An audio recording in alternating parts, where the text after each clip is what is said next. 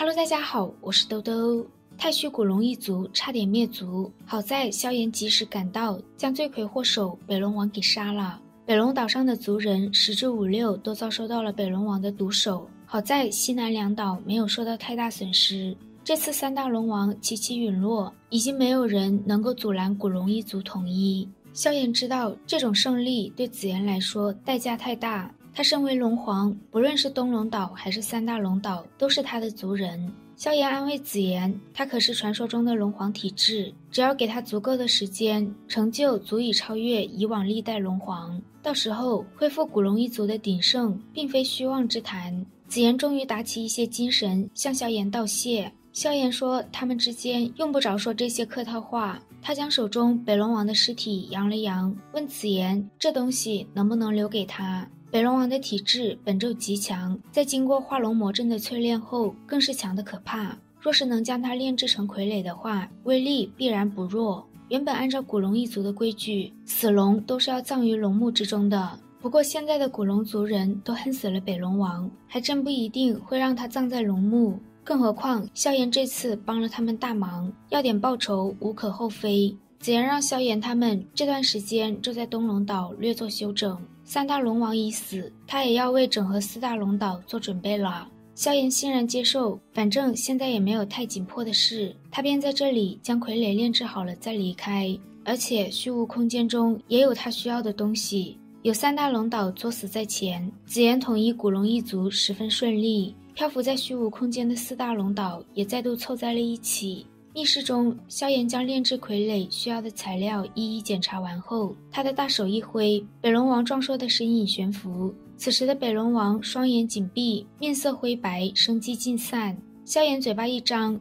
一团粉红火焰在半空中化为一座巨大的火顶。北龙王的躯体经过一火10天的淬炼后，足足缩水了3圈。不过即便如此，他的身体看起来也比常人壮上几分。他体内的血液尽数侵入肌肉骨骼之中，可以说是一具完美的杀戮机器。萧炎眼中闪过一抹诡异的笑容，他手掌一挥，包裹着北龙王身体的净莲妖火慢慢变淡。火顶中，北龙王陡然睁开双眼，他怪笑着感谢萧炎帮他完成了这一步的淬炼。太虚古龙的龙，肉体便是灵魂，灵魂便是肉体。看到死而复生的北龙王，萧炎脸上的笑容依旧，他伸出手指对着北龙王遥遥一点，北龙王的身体猛地僵硬，一股股粉红火焰从他体内暴涌，将他包裹住。无孔不入的火焰将这具躯体的残魂包围住。面对咆哮的北龙王，萧炎微微一笑，这么个脑袋里没有3两肉的肌肉龙，竟然想在他面前施展灵魂藏匿手段，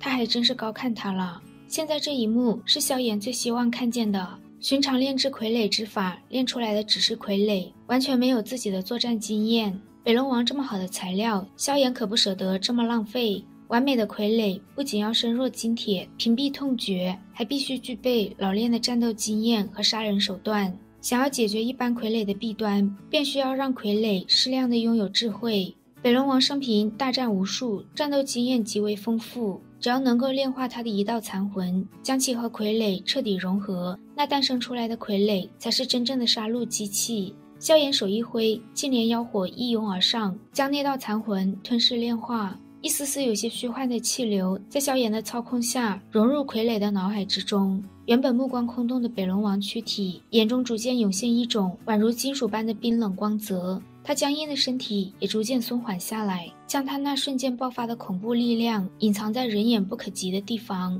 萧炎微微松了一口气，他屈指一弹，一滴金血落入北龙王眉心处，化为一个淡淡的血印。感受到自己和北龙王心神相连，萧炎给他起名北王。如今的北王只需要萧炎心念一动，便会主动出手，而且与人战斗间不会有半点滞涩感，简直就是北龙王重生一般。现在的北王实力应该能和5星斗圣媲美，但萧炎并不太满意。他沉思片刻，决定带北王去被雷劈一劈。萧炎悬浮在半空，望着眼前极为庞大的雷池，这里正是当初他淬炼天妖魁的地方，也是在这里他第一次遇见了内院的院长芒天尺。当时的芒天尺被一些诡异的黑色闪电追得狼狈不已，现在萧炎的目标就是那些当初将芒天尺追杀的屁滚尿流的闪电，他要借助虚空雷池的雷霆之力，将北王提升到真正的完美地步。萧炎直奔虚空雷池的最深处，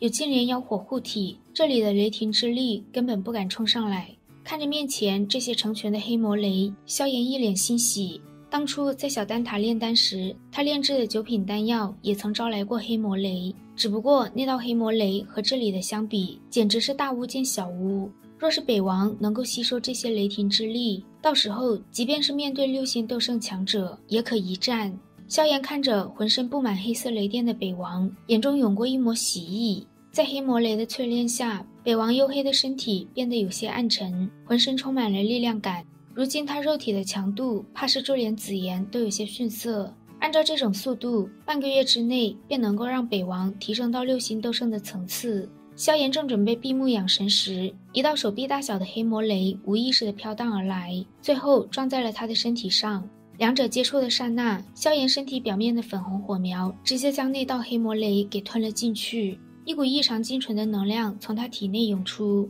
察觉到这是虚无吞炎的吞噬之力，萧炎愣了下来。小一出现在萧炎肩膀处，他的小嘴一吸，远处数10道黑魔雷直接被他一口给吞了。一股惊人的精纯能量再度毫无预兆地出现在他体内。萧炎的喉咙滚动，他发现自己从妖火空间出来后纹丝不动的实力居然再度缓慢增长。他的眼中猛地涌上极度炽热的神色，有了小一的炼化和吞噬能力，这些在常人眼中宛如夺命镰刀般的黑魔雷，在他眼中却变成了天地间最完美的大补之物。小一胖嘟嘟的小手抹了一把口水，出现在一群黑魔雷上空。萧炎凌空盘腿而坐，将小一吞噬黑魔雷而来的能量沿着焚诀的功法路线运转。若是能将这里的黑魔雷尽数吞噬，想必达到5星斗圣后期并非是什么困难之事。一道道黑色雷霆将萧炎和北王所在的地方围了个严严实实，他们俩宛如一个填不满的无底洞一般，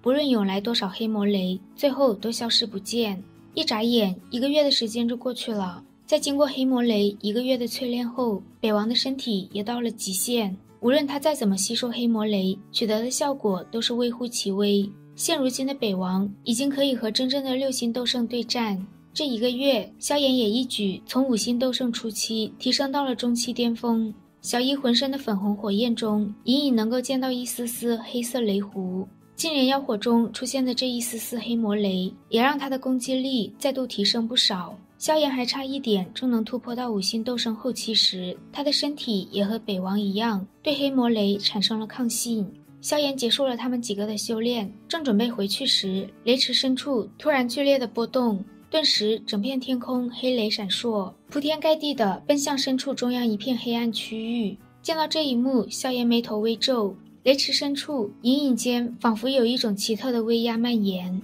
这种威压和黑魔雷有些相似，但却比黑魔雷强悍了无数倍。好啦，今天的视频到这里就结束了，我们下期再见，拜拜。